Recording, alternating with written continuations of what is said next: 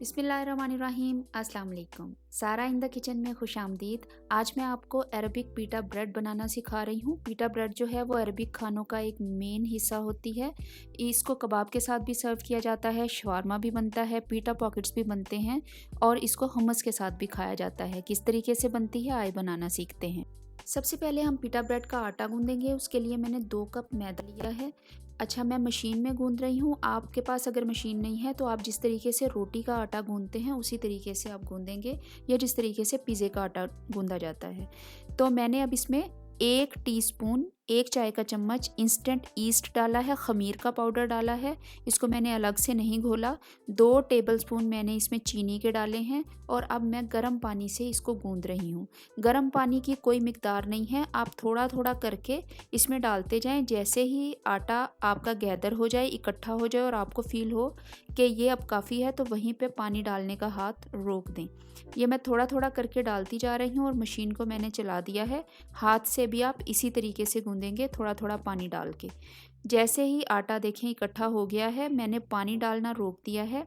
अब इसमें मैं आधा टीस्पून नमक का डाल रही हूँ और इसके साथ मैंने 4 टेबलस्पून ऑयल के डाले हैं। मैं ऑलिव ऑयल डाल रही हूँ, आप कोई सा भी ऑयल डाल सकते हैं, कुकिंग ऑयल भी डाल सकते हैं। डालने के बाद इसको अब 10 मिनट तक गूंदना है। अगर आप हाथ से गूंद रहे हैं तो तब भी आपने 10 मिनट ही इसको गूंदना है। 10 मिनट मैंने इसको मशीन में गूंद लिया है। अब देखें इतना मुलायम ये आटा होना चाहिए। ये देखिए कितना सॉफ्ट है, आपको नज़र आ रहा है, बहुत ही ज़्यादा सॉफ्ट और बहुत मुलायम आटा है। इसको अब हम राइस होने के लिए रख देंगे 45 मिनट के लिए। 45 मिनट के बाद देखिए बहुत ही अच्छे तरीके से ये आटा फूल चुका है, जिस तरीके का हमें चाहिए था, जिस तरीके से हम ब्रेड बनाने के लिए और पिज़्ज़ा बनाने के लिए प्रूफ करते हैं उसी तरीके से ये प्रूफ हो गया है। अब मैंने वर्क सरफेस पे थोड़ा सा मैदा छिड़का है और उसके ऊपर आटे की डो जो है वो डाल ली है। इसको थोड़ा सा आपने हाथों से मसलना है, गूंदना है और गूंदने के बाद मैं इसके पेड़े बना लूँगी। आपने उतने पेड़े बनाने हैं जितनी साइज़ की आपको पीटा ब्रेड चाहिए। इसके लिए कोई हार्ड एंड फास्ट रूल नहीं है कि बाज़ार में जितनी छोटी मिलती है तो आप भी उतनी ही बनाएंगे। जितनी आपको चाहिए आप बना सकते हैं। सिर्फ मैं आपको बनाने का तरीका बता दूंगी कि आपको कितनी मोटी रखनी है। देखिए मैं नॉर्मल जो रोटी का पेड़ा होता है उससे थोड़ा सा छोटा पेड़ा मैंने बनाया है और इसको अब मैं बेल रही हूँ। दोनों साइडों से बेलूंगी। रोटी से थोड़ा सा इसको मोटा रखना है और मोटा रखने के बाद हम इसको 15 मिनट के लिए मज़ीद रेस्ट पे रखेंगे और फिर इसको पकाएंगे। अगर आप मेरे चैनल पे नए हैं तो जब तक मैं ये आटा बना रही हूँ तो आप मेरे चैनल को सब्सक्राइब कर दें। मेरी वीडियोस अगर आपको अच्छी लगती हैं तो आप उनको लाइक और शेयर ज़रूर किया करें और मुझे फ़ीडबैक अपना कमेंट बॉक्स में ज़रूर दिया करें कि आपको मेरी रेसिपीज़ कैसी लगती हैं। फेसबुक पे और इंस्टाग्राम पे मेरे अकाउंट्स हैं, उन पे भी मुझे फ़ॉलो करें। चलिए जी, मैंने सारी रोटियां जो हैं वो आहिस्ता आहिस्ता बना ली हैं और बना के उनको मैंने वर्क सरफेस पे ही रहने दिया है और उनके ऊपर मैंने रोटी का रुमाल डाल दिया है। 15 मिनट के लिए उनको ऐसे ही छोड़ दिया है ताकि वो फूल जाएं। 15 मिनट के बाद मैंने तवे को गर्म किया है और एक रोटी को उठा के आपके सामने तवे के ऊपर डाल दिया है।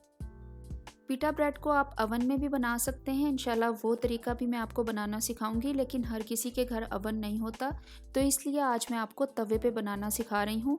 जैसे ही एक साइड पे बबल आने शुरू हो जाएं तो आपने इसको पलट देना है। तवे की जो आंच है वो मीडियम टू हाई है, इसको बहुत मैंने लो आंच पे नहीं रखा। अगर आप चाहते हैं कि पीटा ब्रेड बहुत ही वाइट बने, उसके ऊपर ज़्यादा निशान ना बने, तो आप बहुत स्लो आंच पे भी इसको बना सकते हैं। अच्छा, अब आपने एक साइड से ये चिमटा या कोई टोंग है, कुछ भी है, आपने उसको एक साइड पे आहिस्ता आहिस्ता दबाव देना शुरू करना है। जिस तरीके से मैं दबा रही हूँ तो आपकी रोटी जो है वो खुद ब खुद फूलनी शुरू हो जाएगी।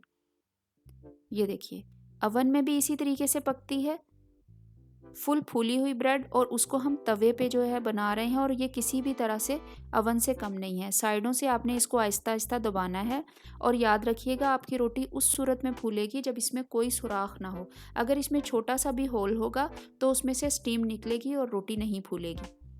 दोनों तरफ से अच्छे तरीके से मैं उसको आहिस्ता, ये मैं बहुत हल्का प्रेशर दे रही हूँ, हल्का हल्का प्रेशर दे के आपने इसको साइडों से अच्छे तरीके से पका लेना है और जब रोटी पूरे तरीके से फूल जाए इसका मतलब ये होता है कि वो अंदर से बहुत ही अच्छे तरीके से पक चुकी है। जब पक जाए तो आप उसको निकाल लें। सारी रोटियां मैंने पका ली हैं। अभी मैं आपको तोड़ के भी दिखाऊंगी कि ये कितनी ज़बरदस्त और कितनी अच्छी रोटी बनी है। इनको कबाब के साथ सर्व किया जाता है, hummus के साथ सर्व किया जाता है, इसका शवारमा बनता है और इसकी पीटा पॉकेट्स भी इंशाल्लाह मैं आपको बनाना सिखाऊंगी। ये देखिए अंदर से कितनी अच्छी, कितनी सॉफ्ट और कितनी नरम रोटी है। इसको लाजमी ट्राई कीजिएगा। बहुत शुक्रिया।